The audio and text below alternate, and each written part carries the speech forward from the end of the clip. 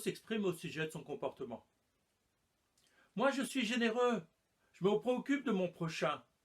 Je fais attention à l'autre lorsqu'il s'agit d'une personne âgée ou de quelqu'un dans le besoin. Lorsque je me comporte à l'extérieur, je fais attention au regard des gens qui se trouvent dans la rue à côté de moi, de manière à ce qu'il n'ait pas une mauvaise image de moi. Je suis respectueux, je connais la politesse et je fais attention à tout ceci. Mais d'autres, qui se prétendent religieux, oublient l'exemple qu'ils devraient donner et ont un comportement qui n'est pas à la hauteur. Cela me fait de la peine. Il faudrait vraiment qu'ils changent. Neshama lui répond. C'est vrai. Sur le plan social, tu es très bien. Bravo, nous ne pouvons que te féliciter. Mais sur le plan du rite religieux, tu es absent. Tu ne considères pas ces commandements de la Torah. Or, les deux sont nécessaires à l'existence juive. Allons un peu plus loin dans l'analyse de chacun de ces deux comportements. Toi, tu considères que les relations sociales, c'est ce qu'il y a de plus important. Alors tu vas t'investir. Mais c'est le fruit de ta culture, de ton éducation. Ce sont des valeurs occidentales. Bravo de les avoir pris sur toi. Mais est-ce que c'est vraiment pour toi que tu le fais? Est-ce que tu es généreux parce que tu aimes les autres?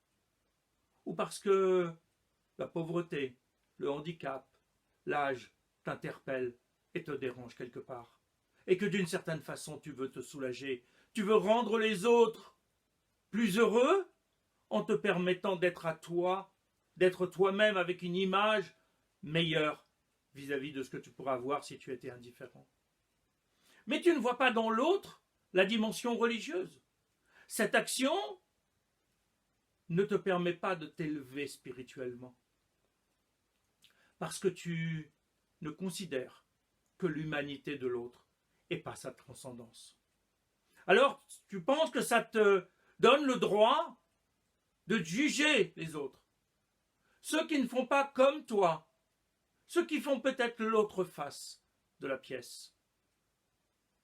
Parce qu'il y a, dans les tables qui ont été données au Sinaï, deux côtés.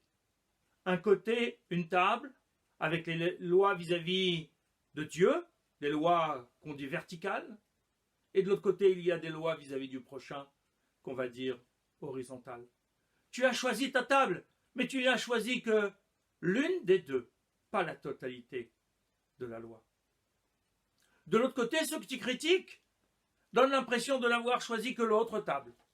Alors ils vont être attachés à la cacheroute, au Shabbat, à la tfila, et tu as l'impression qu'ils oublient les relations avec le prochain. C'est possible, parce que concentrés dans leur attachement à Dieu et leur volonté de s'approcher encore plus de Dieu par l'étude, ils en oublient parfois la mise en œuvre de ces questions. C'est une préoccupation déjà ancienne. L'auteur des Devoirs du cœur, Rabbeinu Bechaye Ibn Pakuda, au Moyen-Âge, insistait sur l'absence, ou plus exactement le manque d'implication de l'étude sur ces commandements-là. Au XVIIIe siècle, le courant du Moussar a également voulu compléter l'étude par ces mitzvot, parce qu'elles sont, d'une certaine façon, plus faciles à appliquer. Parce qu'il ne faut pas oublier, ce que l'on fait spontanément par un élan du cœur est plus facile à faire que ce que l'on fait lorsqu'on est obligé par la loi. La loi, en obligation ou en interdit, renforce l'envie de faire l'inverse.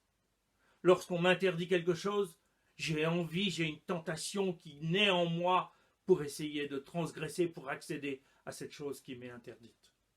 Ce qui fait que la personne attachée à la loi, en tant que loi venant du Sinaï, a des difficultés à accomplir l'ensemble des mitzvot. Tu as choisi un côté. Eux, ils ont choisi de privilégier l'autre côté. Ni les uns ni les autres ne sont dans la voie royale.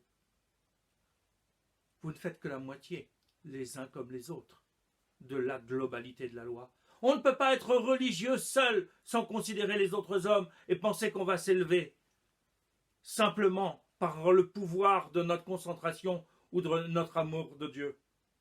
On ne peut pas se préoccuper des autres au-delà de leur personne physique, c'est-à-dire de leur spiritualité également, lorsque on est simplement dans une démarche altruiste. Vous devez chacun apprendre de l'autre ce qu'il fait bien. Ni l'un ni l'autre n'est dans la perfection. Vous êtes juste perfectible. Mais ne croyez pas que ni pour l'un ni pour l'autre, cela vous donne le droit de juger. Seul Dieu sera en mesure de juger les raisons profondes de notre action. Pourquoi on fait ceci? Pourquoi on fait cela? Est-ce que les raisons qui nous motivent sont les bonnes raisons? Celles qui vont nous permettre de nous approcher d'Akadosh Baruch Hu. L'un comme l'autre, aujourd'hui, vous marchez à cloche-pied. Peu importe que l'un ait choisi le pied droit et l'autre le pied gauche. Vous n'êtes pas dans la stabilité qui vous permet de monter vers Akadosh Baruch Hu, de vous approcher pleinement du Créateur. Alors, développez l'autre pied. Commencez à marcher sur vos deux pieds pour que la société puisse s'améliorer. Arrêtez de critiquer. Au contraire, en voyant l'autre et ce qu'il fait que vous ne faites pas, prenez-en exemple, prenez-en enseignement, pour qu'ensemble, avec vos deux pieds, les mitzvot vis-à-vis du prochain, les mitzvot vis-à-vis d'Akadosh Baruch Hu, vous puissiez aller loin dans l'humanité et dans la spiritualité.